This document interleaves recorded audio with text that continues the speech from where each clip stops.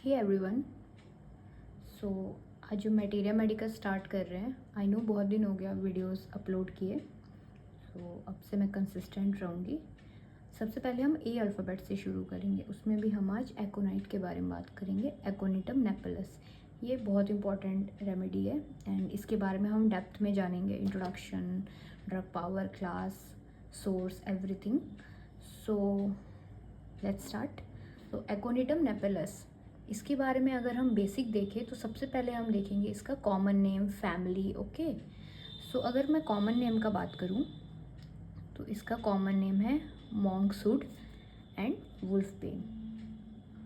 मॉन्क्सहुड and वुल्फबेन। Family की अगर मैं बात करूं तो ये रेनिनक्यूलेसी फैमिली से बिलोंग करती है। ओके, रेनिनक्यूलेसी फैमिली से बिलोंग करती है। अब रेनिनक्यूलेसी में बहुत सारे मेडिसिन हैं, तो हम वो भी साथ साथ देख लेते हैं ताकि हमें एक ओवरव्यू मिल जाए। तो रेनिनक्यूलेसी में बहुत मेडिसिन है, जैसे कि एडोनस वर्नैलिस, एक्टिया ग्रुप का Actaea racemosa and Actaea spicata, Actaea spicata, Clematis, Hydrastis, Helleborus niger, Paeonia officinalis, Paeonia officinalis, Pulsatilla, very important, Pulsatilla, Ranunculus and Staphysagria. तो हमने साथ साथ में ये भी देख लिया कि कितनी और मेडिसिन है जो इस फैमिली से बिलोंग करती है। तो एकोनाइट है ही, Adonis, Actaea racemosa, Actaea spicata, Clematis, Hydrastis, Helleborus, Paeonia officinalis, Pulsatilla, Ranunculus and Staphysagria. अब हम इसके बारे में एक ब्रीफ में ले लेते हैं कि इसमें हमें एग्जैक्टली क्या देखना है। तो हम सबसे पहले सोर्स से बात करते हैं। ओके, तो इसका सोर्स ऑब्वियसली ये वेजिटेबल किंगडम से बिलोंग करता है। ठीक है, वेजिटेबल किंगडम। प्रूवर हैनीमैन, 1805 में इन्होंने इसके बारे में होम्योपैथी में इंट्रोड्यूस किया था। डॉक्टर हैनीमैन 1805 में।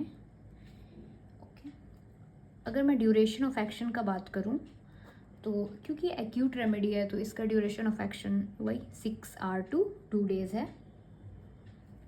माइजम, सोरिक माइजम का ही हम इसमें देखेंगे क्योंकि इसमें फियर भी बहुत प्रोमिनेंट है, फ्राइट है, फंक्शनल डिस्टर्बेंस के दौरान हम देते हैं, तो इसलिए इसमें प्रिडोमिनेंटली ये सोरिक माइजम का है। टेम्परामेंट हम देखें तो सैंग्विन टेम्परामेंट का है। टेम्परामेंट के बारे में मैं एक अलग से वीडियो बना दूंगी सो दैट आपको ईजी हो समझने में एग्जैक्टली क्या होता है।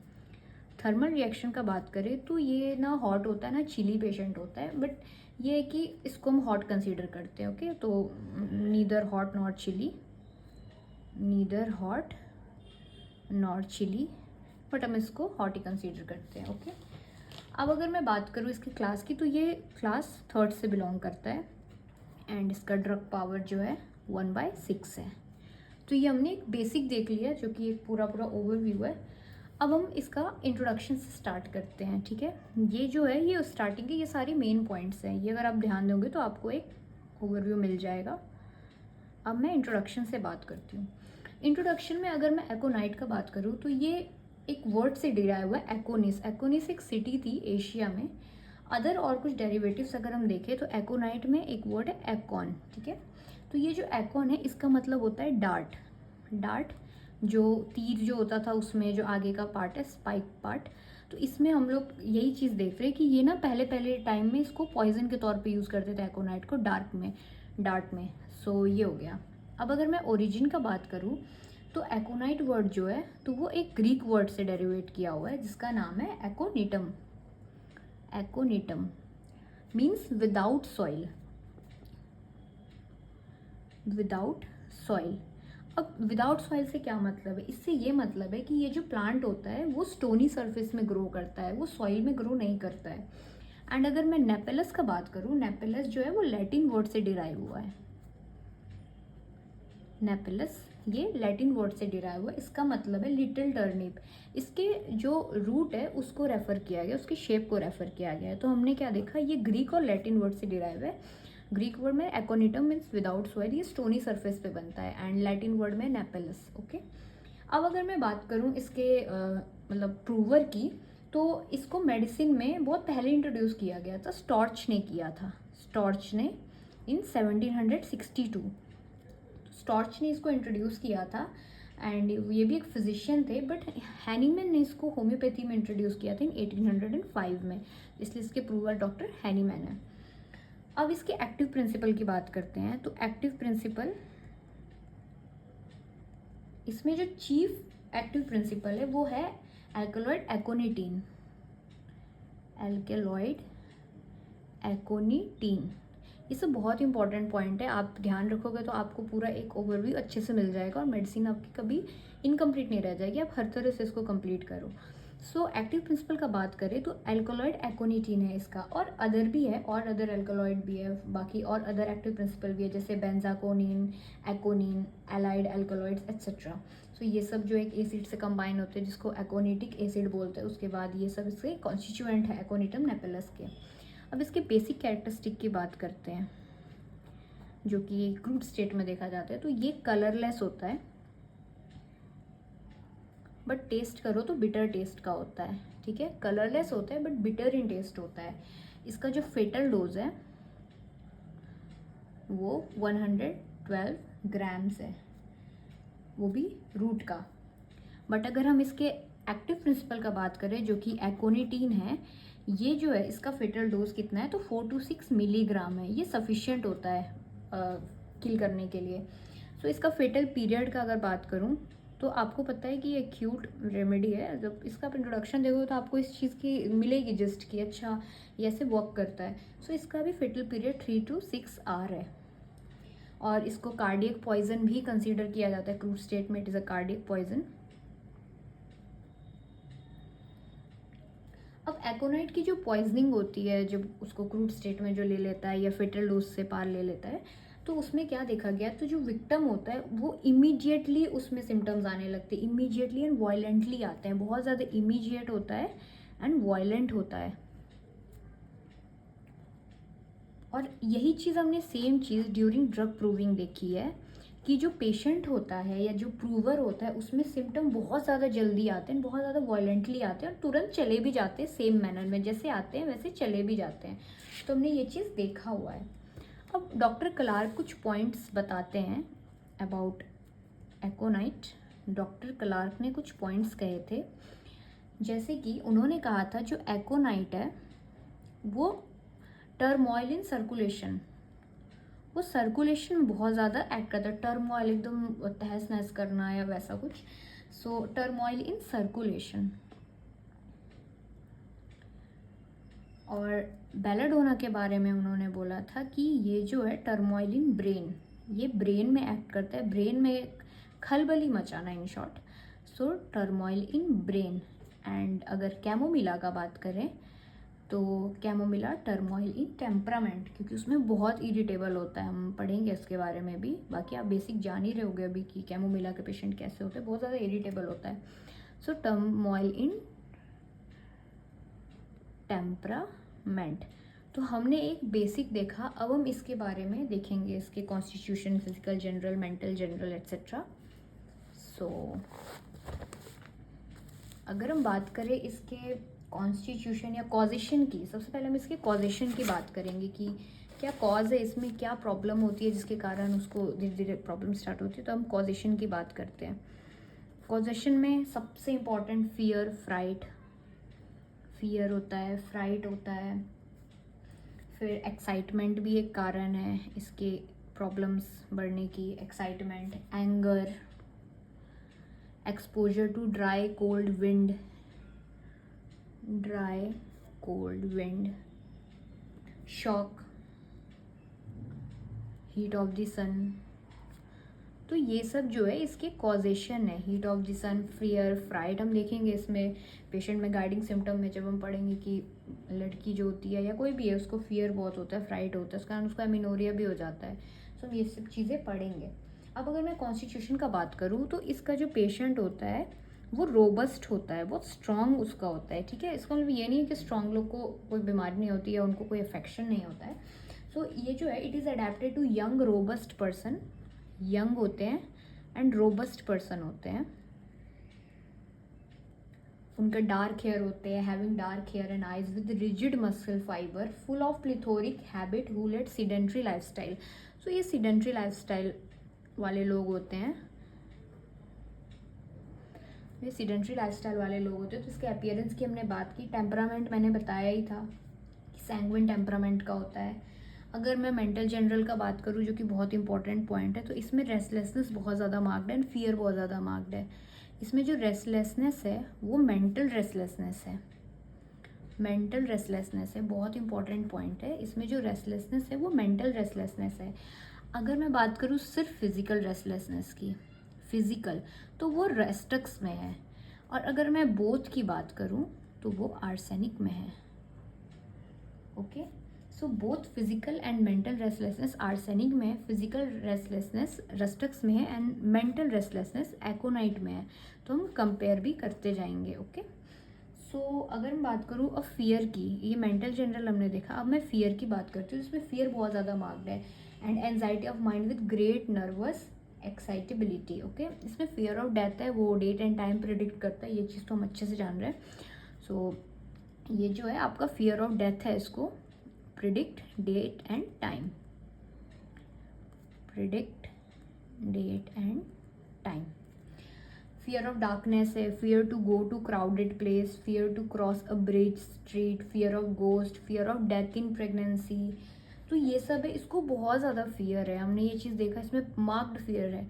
और ये चीज़ हम अच्छे से जानते हैं, फियर में वो भी फंक्शनल डिस्टर्बेंस है, वो प्रीडोमिनेटली सोरिक माइज्म होता है अगर फंक्शनल चेंजेस है, पैथोलॉजिकल चेंजेस नहीं है। और ये बहुत इंपॉर्टेंट पॉइंट है कि एकोनाइट में हम लोग पैथोलॉजिकल अगर चेंजेस हो चुके तो हम नहीं प्रिस्क्राइब करते यूजुअली, ये फंक्शनल डिस्टर्बेंस में प्रिस्क्राइब होती है, यानी एक्यूट रेमेडी है।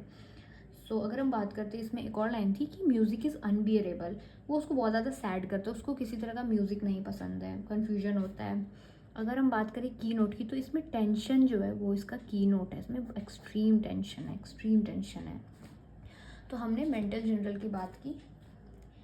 अब हम इसमें कुछ लाइन बोल देते हैं। तो डॉक्टर हैनीमैन ने कहा था कि जब भी आप एकोनाइट को होम्योपैथिकली चूज़ करो, ओके, होम्योपैथिकली चूज़ करो, तो आपको ये चीज़ ध्यान रखना है कि उसके जो मोरल सिम्टम है वो मैच कर रहे हो। जैसे कि ये लाइन मैं पढ़ के बताती हूँ। When aconite is chosen homeopathically, you must above all observe moral symptom and be careful that it closely resemble them, the anguish of body, the restlessness, the anguish of mind and disquiet not to be allayed. So ये सब match करना चाहिए, anguish दिखना चाहिए, restlessness दिखना चाहिए। क्योंकि doctor ग्वंसे ने भी एक लाइन बोली थी अबाउट एकोनाइट, डॉक्टर ग्वंसे ने एक लाइन बोली थी कि मेंटल कामनेस कॉन्ट्राडिक्ट एकोनाइट, अगर पेशेंट मेंटली काम है वो एकोनाइट का पेशेंट नहीं हो सकता। सर सेम चीज़ आपने कैमोमिला में भी पढ़ा होगा। तो ये एकोनाइट के बारे में डॉक्टर ग्वंसे ने कहा था। अगर आपको, अगर इन केस अगर आपको मेंटल कामनेस मिल रहा है, आप पल्सिटिला सोच सकते हो, बट आप एकोनाइट नहीं सोच सकते, बिकॉज इसमें एक्सट्रीम मेंटल रेस्टलेसनेस है। अब अगर मैं बात करूँ फिजिकल जनरल की, तो हम देख चुके हैं इसका थर्मल, ना ये हॉट पेशेंट होता है ना कोल्ड होता है, बट इसको हम हॉट कंसीडर करते हैं। एवर्जन का, इसको बहुत चीज़ों से एवर्जन है, टोबैको, ब्रेड, ड्रिंक्स, इन सब चीज़ों से आपका, पर्टिकुलरली धूप में इसको बहुत प्रॉब्लम है, सनलाइट में प्रॉब्लम है। डिज़ायर में इसको ठंडी ड्रिंक्स पसंद है, अल्कोहलिक ड्रिंक पसंद है। स्लीप में भी हम अभी आगे हम देखेंगे पेशेंट कैसे सोता है, उसको क्या प्रॉब्लम होती है इवनिंग के दौरान या सोने के टाइम पे। सो ये हो गया। अब हम गाइडिंग सिम्टम का बात करते हैं, जो कि बहुत इंपॉर्टेंट है, इसमें हमारे मेजर सिम्टम्स कवर होते हैं। तो हम गाइडिंग सिम्टम्स का बात कर रहे हैं। ओके, गाइडिंग सिम्टम में फर्स्ट है aconite is indicated in first stage of any acute case which come suddenly and voluntarily like a storm. ये हम अच्छे से पढ़ चुके हैं कि हम एकोनाइट को उसी केस में यूज़ करेंगे, first stage of any acute case, जो कि तुरंत आ रहा है और तुरंत चला भी जा रहा है। Patient feel as if trouble is in heart, उसको ऐसा लगता है पेशेंट को कि उसके हर्ट में ट्रबल है। अगर यही चीज़ उसको लगे उसके ब्रेन में ट्रबल है, तुम बेलाडोना सोच सकते हैं, बिकॉज डॉक्टर क्लार्क ने कहा है जैसे कि उसमें टर्मोइल इन ब्रेन होता है, इसमें टर्मोइल इन सर्कुलेशन होता है। Aconite is a cardiac poison, okay, in its crude state. अब पेन की बात करते हैं, इसमें बहुत इंपॉर्टेंट है पेन। इसमें बहुत पेन होता है, एक्सट्रीम पेन होता है। So greatest pain, aconite patient scream with pain and become restless at night and often the pain is associated with numbness. And इसमें पैरालिसिस होता है, जैसे कि मैंने इसके कॉजेशन की बात बोली कि ड्राई कोल्ड एयर है, तो इसमें इसके कारण पैरालिसिस भी हो सकता है। स्किन की अगर हम बात करें, अगर एकोनाइट का स्किन देखें तो पेशेंट का स्किन जो होता है ड्राई होता है, हॉट होता है, बर्निंग थर्स्ट होता है, large quantity of cold water का, बहुत ज़्यादा एक्सट्रीम रेस्टलेस होता है। इवनिंग होते होते इसका एग्रावेशन आ जाता है, इवनिंग नाइट में एग्रावेशन होता है। उसको सब चीज़ बिटर लगती है एक्सेप्ट वाटर, और वो पानी पीना चाहता है, उसको ठंडी पानी पसंद है, बट उसको उसके अलावा सब चीज़ बिटर लगती है। उसका अगर टेस्ट पूछेंगे तो उसको बिटर टेस्ट ज़्यादा आएगा, खट्टी खट्टी चीज़ें, वैसा कड़वी चीज़ें, खट्टी नहीं सॉरी कड़वी चीज़ें। अब इसमें एक लाइन और है कि कभी भी एकोनाइट को ब्लड पॉइजनिंग के दौरान नहीं देना चाहिए। कोई ब्लड से रिलेटेड डिसऑर्डर है या टाइफाइड फीवर है, स्कारलेट फीवर है, इन जनरल उसको हम फीवर कंट्रोल करने के लिए नहीं देंगे कि हाँ हमने ये चीज़ देखा कि इसमें फीवर होता है, जैसे स्किन ड्राई हॉट होता है, बर्निंग थर्स्ट होता है, बट इसका मतलब ये नहीं कि हम इसको फीवर कंट्रोल करने के लिए देंगे। स्ट्रिक्टली मना किया है इस बारे में। सो सिंपली हमें इसे कभी नहीं देना है, simply to check the fever. Aconite contra indicated है इस केस में, बहुत इंपॉर्टेंट लाइन है, कॉन्ट्रा इंडिकेटेड है सिंपली टू चेक फीवर। अगर पल्स का बात करें, इस केस में आपको एकोनाइट के पेशेंट में पल्स आपको फुल मिलेगा, hard, tense and bounding, okay. Cough की बात करते हैं, इसमें कफ भी देखने मिलेगा, ऐसे भी उसका एक्सपोजर है तुम्हारा ड्राई कोल्ड विंड से, तो इसमें हमें कफ कोराइजा भी देखने मिलता है। सो इसमें सफोकेटिंग होता है, loud, rough, croaking, hard and expiration के दौरान प्रॉब्लम होगी, ओके। और ड्राई कोल्ड विंड इसका कॉजेशन हो सकता है, रात में इसको प्रॉब्लम बढ़ती है, इवनिंग में, नाइट में। निमोनिया के फर्स्ट स्टेज में हम इसको सोच सकते हैं देने का, निमोनिया के केस में भी हम इसको प्रिस्क्राइब कर सकते हैं फर्स्ट स्टेज में। अब इसका एग्रावेशन क्या है, तो इसको लेफ्ट साइड एग्रावेशन होती है सोने में, या फिर आपको कफ होने लगता है उस तरह से सोने में, इवनिंग में इसका एग्रावेशन है। अब अगर बात करें, इसमें एक और बहुत इंपॉर्टेंट लाइन है, एमिनोरिया। एक पेशेंट आएगी आपकी क्लिनिक में जो कि आपको रहेगा कि उसको पीरियड्स मिस हो रहे हैं बहुत महीने से, आप पता चलेगा तो आपको ये पता चलेगा वो डर से हो रहा है ऐसा। तो amenorrhoea in young plethoric girls specially after fright और एक्सपोजर टू कोल्ड, डर से या कोल्ड एक्सपोजर से उसको एमिनोरिया हो रहा है, एंड उसमें मार्क्ड रेस्टलेसनेस, एंजाइटी। इस चीज़ को कभी नहीं बोलना है कि एकोनाइट का पेशेंट आएगा तो वो रेस्टलेसनेस लेके आएगा, मेंटल रेस्टलेसनेस, मेंटल एंग्विश लेके आएगा, बहुत ज़्यादा रेस्टलेस होगा, लेकिन फिजिकली बहुत स्ट्रांग होता है उसका पेशेंट। अब अगर हम बात करें तो बर्निंग एंड टिंगलिंग, बर्निंग जो इसके हर सिम्टम से एसोसिएटेड है। Burning is a symptom that runs all through the remedy. अब बात करते हैं कुछ और सिम्टम्स है जो कि थोड़े इम्पॉर्टेंट से है। एक है breathing difficulty in new born after the use of forceps और आफ्टर टार्डी लेबर। अगर जो न्यू बॉर्न है उसमें ब्रीदिंग डिफ़िकल्टी हो रही है, फोर्सेप्स डिलीवरी या कोई बहुत ज़्यादा एग्जॉस्टिव लेबर के दौरान उसके बाद जो बच्चा हो रहा है उसको प्रॉब्लम हो रही है, उस केस में भी हम इसको सोच सकते हैं। अगर रिटेंशन हो रहा है न्यू बॉर्न बेबी में यूरिन का, शॉक के कारण, मेजर कारण शॉक है, शॉक के कारण अगर रिटेंशन ऑफ यूरिन हो रहा है तो हम सोच सकते हैं इस मेडिसिन को। अगर यही चीज़ मदर में हो रही है तो हम कॉस्टिकम के बारे में सोच सकते हैं। अब अगर हम बात करें इसमें तो एक लाइन बहुत इंपॉर्टेंट है कि evidence of pathology prohibit it's use. ये लाइन मैंने आपको शुरू में ही बताया था कि अगर इसमें पैथोलॉजी हो चुकी है, पैथोलॉजिकल चेंजेस हो चुके हैं, तो इसका यूज़ नहीं करने में ही सही है, because it is an acute remedy और ये फंक्शनल लेवल पे बहुत अच्छा वर्क करता है। जब आपकी टिश्यू चेंजेस नहीं हुए हो उससे पहले ही ये इस चीज़ को रोक सकता है, बट अगर आप प्रोग्रेसिवली बहुत दिन बाद यूज़ करोगे तो कोई यूज़ नहीं है। Applicable in functional changes only which is brief and non periodic. अब हम इसमें कुछ डिटेल बात करेंगे ब्रीफ में कि क्या क्या हमें और चीज़ इसमें दिख सकता है। तो हम फीवर के बारे में बात करते हैं। इसका फीवर मैं आपको ब्रीफ में बता रही हूँ मैंने, क्योंकि ऑलरेडी ये चीज़ आपको बता दी कि हमें डायरेक्टली फीवर में यूज़ नहीं करना है इसको, बट इसमें कुछ चेंजेस है जो कि फीवर के सिम्टम्स है जिसके बारे में हमें जानना ज़रूरी है। ये प्लिथोरिक इंडिविजुअल जो कि आपके रोबस्ट होते हैं, और जिनके आपके सैंगुइन टेम्परामेंट होता है, सेडेंट्री लाइफस्टाइल होता है, उन तरह के पेशेंट में फिजिकली जो होते हैं बहुत ज़्यादा रेस्टलेस नहीं होते हैं, फिजिकली काफ़ी स्ट्रांग होते हैं, मेंटली रेस्टलेस होते हैं, एक्टिव ब्रेन होता है, विगरस सर्कुलेशन होता है, स्ट्रांग हार्ट होता है। ऐसे लोग जो कि आपका ड्राई कोल्ड एयर से एक्सपोज हो जाते हैं, उसके बाद उनको फीवर होता है, और फीवर जो बहुत सडन होता है, बहुत सडन होता है, वायलेंट होता है, like a storm, high rise of temperature, और शुरू में काफ़ी चिल्स होता है उसको, बाद में शाम होते होते वो चीज़ एग्रावेट कर जाती है। तो very chilly uncovered but has internal heat.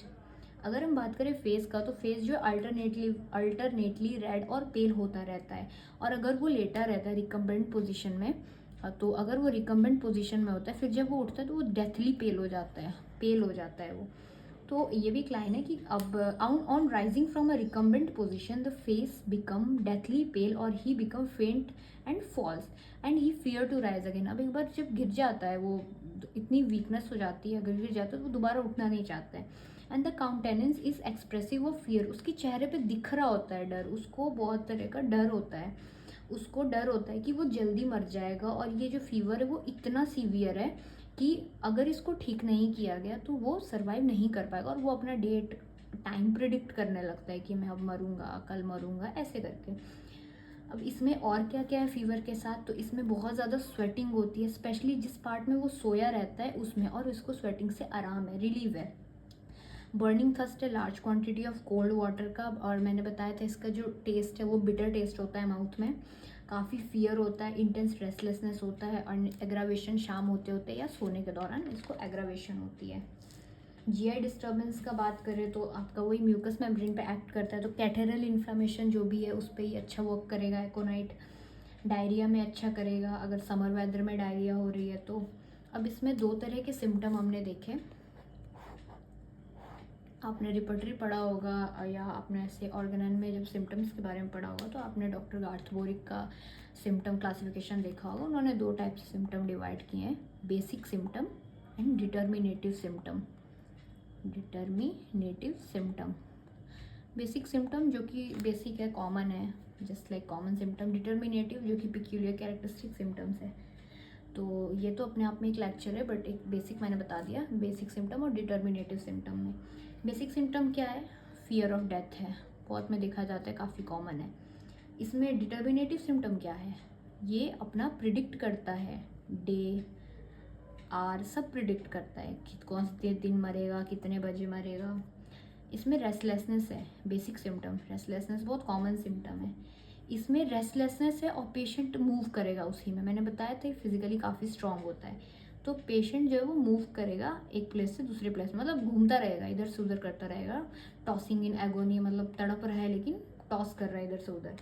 अब तीसरा क्या है, dry and hot skin with rare sweat, dry skin है और स्वेटिंग नहीं है, बट लेकिन हमने एक चीज़ और देखा था कि जिस पार्ट पे वो रेस्ट कर रहा है उसमें स्वेटिंग होती है, तो ये इसका डिटर्मिनेटिव सिम्टम है। एगोनाइजिंग पेन है, बहुत ज़्यादा दर्द है उसको, बट इसमें क्या है, नंबनेस के साथ एसोसिएटेड है, जो पेन है वो नंबनेस के साथ एसोसिएटेड है। और बेसिक सिम्टम क्या है, थर्स्ट है, इसको बहुत ज़्यादा थर्स्ट है कोल्ड वाटर का, तो इसमें थर्स्ट बहुत ज़्यादा है। और डिटर्मिनेटिव सिम्टम में क्या है कि कोल्ड वाटर का थर्स्ट है, ठीक है, कोल्ड वाटर का थर्स्ट है।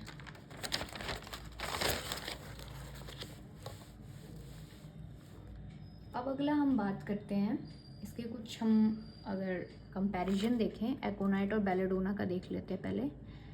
एकोनाइट एंड बेलाडोना। एकोनाइट जो है इसमें नॉर्मली ड्राई स्किन होता है, नो स्वेट होता है, बट बेलाडोना में है कि वही कवर्ड पार्ट में उसको स्वेट होता है, ठीक है। इसमें भी है जिस पार्ट में वो लाई करता है उसमें स्वेट होता है एकोनाइट में। रेस्टलेसनेस का बात करें अगर हम ट्रायो ऑफ रेस्टलेसनेस का, तो ये ट्रायो ऑफ रेस्टलेसनेस का पार्ट है, ये चीज़ मैं पहले भी बता चुकी हूँ। Aconite mental restlessness, arsenic album mental and physical restlessness both, and rhus tox physical restlessness. तो एकोनाइट जो है उसमें मेंटली रेस्टलेसनेस होता है, फिजिकली बहुत स्ट्रांग होता है। आर्सेनिक एल्बम में रेस्टलेसनेस है विद प्रोस्ट्रेशन। एंड रस्टक्स में क्या है, उसको इतना दर्द हो रहा होता है कि वो उसी कारण से मूव कर रहा होता है, उसको उस कारण से टेम्पररी रिलीफ मिल रहा होता है, तो ये ट्रायो ऑफ रेस्टलेसनेस है। अगर हम फीवर का बात करें, इसमें हमने फीवर भी देखा, तो एकोनाइट का जो फीवर है वो typically chill followed by dry hot skin and no sweat, congestion stage में दिया जाता है, कंजेस्टिव स्टेज में। जेलसीमियम का है रेमिटेंट और इंटरमिटेंट फीवर में दिया जाता है, running up and down the spine followed general heat. जब हम जेलसीमियम के बारे में पढ़ेंगे तो हम ये भी देखेंगे। एपिस मेलेफिका इंटरमिटेंट और टाइफाइड फीवर में दिया जाता है, जिसमें जो अगर टॉक्सीमिया की ओर जा रहा है उस केस में भी एपिस मेलेफिका इंडिकेटेड है।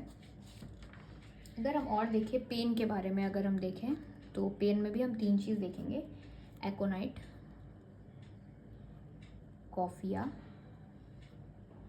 कैमोमिला। मैं इतना लिख नहीं पाऊंगी इसलिए मैं आपको बता रही हूँ ताकि एक ओवरव्यू मिल जाए आपको कि अगर आप जब आगे बुक पढ़ोगे तो आपको आसानी होगा चीज़ें समझने में। सो कैमोमिला का जो पेन है वो इरिटेबिलिटी के साथ है, इरिटेबिलिटी है, बताया था डॉक्टर क्लार्क ने बोला था टर्मोइल इन टेम्परामेंट, इसमें बहुत इरिटेबिलिटी होती है। कॉफिया का पेन है तो ये एक्साइटेबिलिटी के साथ है। एकोनाइट का पेन है तो आपको पता ही है फियर एंड एंग्विश के साथ है, एंग्विश एंड फियर के साथ है, ठीक है। अब बात करते हैं फियर का। इसमें फियर है, बहुत मार्क्ड फियर है, माइज्म, सोरिक माइज्म। अगर और मेडिसिन से देखें तो ब्राइनी एल्बा में पोवर्टी का फियर है, फॉस्फोरस में थंडरस्टॉर्म से उसको डर लगता है, बेलाडोना में डॉग से और तरह के फीवर, और तरह के फियर भी है। अर्निका में उसको अप्रोच होने से, बिकॉज वो बहुत सेंसिटिव होता है, वो अप्रोच मतलब कोई सामने से आ रहा है तो वो रास्ता बदल देगा, वो चाहेगा नहीं कोई उसको टच करे, मतलब बहुत सेंसिटिव होता है इस कारण से। सो ये हो गया। एकोनाइट है, उसको आपका फ्राइट है, एलिमेंट उसको प्रॉब्लम ही है फ्राइट से, हर तरह के फ्राइट से। स्टेफिस एग्रिया है, वो आपका एलिमेंट ऐसी चीज़ों के लिए क्यूरेटिव है, इंसल्ट या ग्रेवियंस है उसके कारण अगर कोई प्रॉब्लम हो तो स्टेफ बहुत अच्छी रेमेडी है। अगर मैं बात करूँ कॉम्प्लीमेंट्री की तो कॉफ़िया इसका कॉम्प्लीमेंट्री है एंड अर्निका। सो कॉफ़िया इसका कॉम्प्लीमेंट्री है फीवर में, स्लीपलेसनेस में, पेन में। अर्निका ब्रूज और इंजरी ऑफ आइज़ में है, ओके। सो और इसका जो क्रॉनिक है तो sulphur is the chronic of aconite in almost all symptom. अब हम अगर बात करें इसके प्रूवर की, हमने बात कर ली, हम फार्मेसी पॉइंट ऑफ व्यू से देखें अगर हम, तो ये जो प्लांट है, ये this plant grows wild all over Europe in mountain district and cultivated in garden for decoration. So इसका फार्मेसी देखें तो ये यूरोप में बहुत ज़्यादा पाया जाता था और माउंटेन डिस्ट्रिक्ट में, एंड इसको गार्डन में कल्टिवेट किया जाता था एज अ डेकोरेटिव पर्पस। और ये पेरिनियल प्लांट है, इसका जो पार्ट यूज़ होता है, पूरा प्लांट यूज़ होता है पार्ट, ठीक है। The whole plant along with the root collected in the flowering time in June and July. Preparation method हमने देख लिया कि टिंचर जो प्रिपेयर होता है वो क्लास 3 से होता है एंड ड्रग पावर जो है 1/6 है ड्रग पावर। फिजियोलॉजिकल एक्शन की अगर हम बात करें, फिजियोलॉजिकल एक्शन की अगर हम बात करें तो ये प्रीडोमिनेटली सेरेब्रोस्पाइनल नर्वस सिस्टम पे एक्ट करता है, वहाँ की एक्टिविटी को बढ़ाता है, आर्टेरियल सर्कुलेशन को बढ़ाता है, पैरालिसिस करता है कैपिलरीज का। इसके कारण क्या होता है, ये कंजेशन और इन्फ्लामेशन देखने मिलता है कई जगह पे, brain, spinal cord, serous, mucous membrane, muscle, joints में, ओके। अब डॉक्टर बार्थलो ने भी एक लाइन बोली थी, डॉक्टर बार्थलो ने एक लाइन बोली थी कि जो एकोनाइट है वो सेंसरी नर्व पे पहले एक्ट करता है, बाद में मोटर नर्व पे करता है। ये कुछ पॉइंट्स हैं, अगर आपको याद हो रहा है तो वेल एंड गुड, अदरवाइज कोई बात नहीं। काम की चीज़ें आपको याद होनी चाहिए, जो इसका एक जिस्ट है वो आपको याद होना चाहिए। अब अगर बात करें तो ये आपके और कुछ इसके बारे में, तो इसका कुछ पॉइजनिंग इफेक्ट के बारे में हम जान लेते हैं। पॉइजनिंग इफेक्ट, तो ये जो है एकोनाइट जो है ये आपका वर्क कैसे करता है, तो ये आपका जो फोर्स और नंबर ऑफ बीट है हार्ट का वो कम कर देता है, घटा देता है, जिसके कारण अरेस्ट हो सकता है। ये आर्टेरियल प्रेशर को कम करता है, ये एक कार्डियक पॉइजन है, तो ये हर तरह से हार्ट को अफेक्ट करता है, हर स्ट्रक्चर पे अफेक्ट करता है, गैंग्लिया पे भी करता है, नर्व पे भी करता है, मस्कुलर सब्सटेंस पे भी करता है। ये मसल्स के पैरालिसिस कराता है, रेस्पिरेटरी सिस्टम का, तो हमने देखा था कि उसमें रेस्पिरेटरी ट्रबल्स भी होते हैं। और उसके बाद aconite always cause the increase in elimination of skin and kidney, the solid have been excreted less in proportion to fluid. ये कुछ पॉइंट्स है। अगर थेराप्यूटिक्स का बात करें, कहाँ कहाँ आप इसका थेराप्स में यूज़ कर सकते हैं, तो इनिशियल स्टेट ऑफ डिजीज़ में हम यूज़ कर सकते हैं apoplexy, asthma, chest infection, chicken pox, cholera, conversion, epilepsy, croup, cough, diarrhoea, dropsy, dysentery etcetera, amenorrhoea, dysmenorrhoea, bad effect of fright, fever, headache, heart infection etcetera. Potencies का बात करें तो according to susceptibility आप चुन सकते हो। सो विद दिस हमने एकोनाइट के बारे में ख़त्म किया। आई नो थोड़ा लॉन्ग वीडियो है, बट इसमें मैंने कोशिश की है कि जितनी इंपॉर्टेंट पॉइंट्स हैं मैं उसमें मेंशन कर दूं, ताकि आपको और कुछ रेफ़र ना करना पड़े। अगर आप ये वीडियो अच्छे से देख रहे हो, आप कोई भी बुक रेफ़र करोगे, कोई भी टेक्स्ट बुक, या आप एलन की नोट भी रेफ़र कर रहे हो, या आपको डिटेल चाहिए किसी मेडिसिन का, तो ये आपके लिए ईजी हो जाएगा पढ़ना। So with this thank you so much. मैं कोशिश करूँगी अब मैं रोज़ रेगुलरली वीडियो अपलोड कर सकूँ। हम स्टार्टिंग मटीरिया मेडिका से ही करेंगे, धीरे धीरे हम और सब्जेक्ट के बारे में भी पढ़ते चले जाएंगे। So thank you.